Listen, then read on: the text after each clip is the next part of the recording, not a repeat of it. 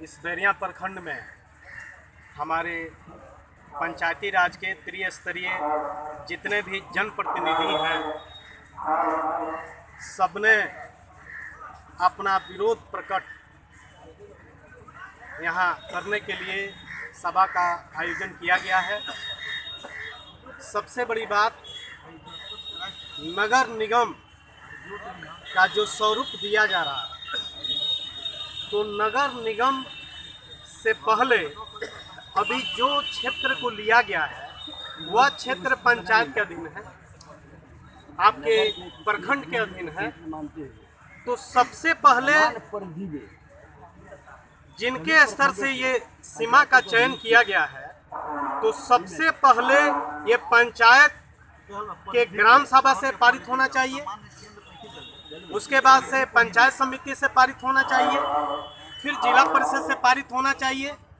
आज जो पंचायत यहाँ पे, जिस पंचायत में जो क्षेत्र है और उस क्षेत्र के मालिक हमारे पंचायत के मुखियागण हैं, इस क्षेत्र के पंचायत समिति हैं, जिला परिषद है, तो ये सरकार के द्वारा पंचायती राज का गठन किया गया है और उनको ये अधिकार दिया गया है कि किसी भी योजना पे या जनमानस में जो भी बातें हों वो ग्राम सभा के माध्यम से या पंचायत समिति के माध्यम से या जिला परिषद के माध्यम से पारित होना चाहिए। लेकिन बिना सूचना दिए हुए, बिना बताए हुए इसको किस आधार पे नगर निगम का रूप दिया जा रहा है, ये सभी हमारे जनप्रतिनिधि सभी भौचक हैं कि किस आधार से इसको जोड़ा जा रहा है। आज आप बताइए कि जो बुनियादी सुविधाएं मिलनी चाहिए उससे भी हमारे गांव के लोग उससे भी कोसों दूर हैं। अपने पंचायत के रूप में, अपने गांव के रूप में जो बुनियादी सुविधाएं आपको सरकार के स्तर से पूरी करनी चाहिए, आपने पूरा किया भी नहीं और आज उसको उनका दर्जा नगर निगम का आप देने की तैयारी में है। जब बुनियादी जिस सुविधा के लिए हम हकदार हैं और उस चीज को भी आपने नहीं दिया, तो ये नगर निगम कहां से आ गया और कैसे आ गया? इसको आप, जो आपने सरकार ने पंचायती राज का गठन किया है और पंचायती राज का जो कार्य है, जो अधिकार है, उसको भी छीनने का काम नगर निगम बना करके आप छीनने का काम कर रहे हैं। तो फिर ये पंचायत, उसका हम विरोध कर रहे हैं। सरकार पेपर के माध्यम से सरकार ने बताया है कि 1 माह का समय दिया जाता है, जिनको भी आपत्ति दर्ज करनी है वो अपना आपत्ति जिला पदाधिकारी के यहाँ और कमिश्नर के यहाँ कर सकते हैं। तो ये आपत्ति हम लोग आज बैरिया मुख्यालय में, प्रखंड मुख्यालय में हम लोग धरना देते हुए आपत्ति हम लोग दर्ज कर रहे हैं और इसका जो ज्ञापन है इसको मुख्यमंत्री और सचिव, मुख्य सचिव और जिला पदाधिकारी, कमिश्नर, समस्त जिले के पदाधिकारियों के यहाँ हम लोग भेजने का काम करेंगे। और ये बुनियादी सुविधाओं से वंचित लोगों को आप नगर निगम में किस आधार पर जोड़ना चाहते हैं, इसको स्पष्ट करें। बिना स्पष्ट किए हुए आप किस आधार, कौन सा ग्राउंड, क्या आधार आप बनाना चाहते हैं जो खुद बुनियादी सुविधा से वंचित है? तो मेरा यह मांग है और हम लोग पूरे लोग इस बात का विरोध कर रहे हैं कि नगर निगम नहीं बनाया जाए।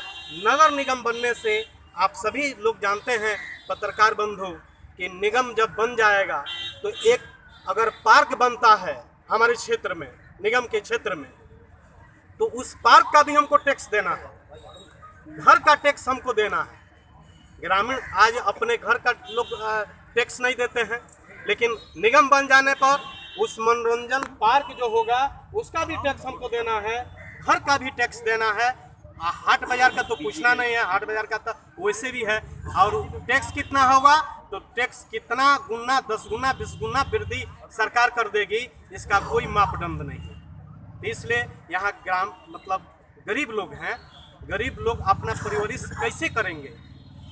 निगम बन जाने से उनका परवरिश नहीं होगा, उनका जीवन यापन कैसे होगा? यहाँ आपने, हमारे मुखिया जी ने कहा है कि दूरवर्ती क्षेत्र है, यहाँ से दियरा जो आपका ये पंचायत लिया गया है, जिस 9 पंचायत का जिक्र हमारे मुखिया जी ने किया है, और वो 9 पंचायत सीधे आपका उत्तरी पटजिरवा और दक्षिणी पटजिरवा जो है सीधे वहाँ से दियरा शुरू होता है। उत्तरी पटजिरवा का जो पंचायत का सीमा क्षेत्र है वहाँ से दियरा शुरू होता है। आप बताइए कि आपने कौन सा आधार बनाया है शहर के लिए इसको निगम बनाने का? तो इसमें जरूर कहीं ना कहीं किसी जनप्रतिनिधि का हो सकता है अपना व्यक्तिगत उसका लाभ हो, जिसके वजह से इसको खींच करके 11 किलोमीटर दूरी पर किया गया। और सभी हमारे जनप्रतिनिधि और यहाँ के गरीब जनता भी इस बात को जानती है कि जरूर इसमें कहीं ना कहीं राजनीतिक कारण से और पर्सनल अपने लाभ के लिए इसका विस्तार किया गया है।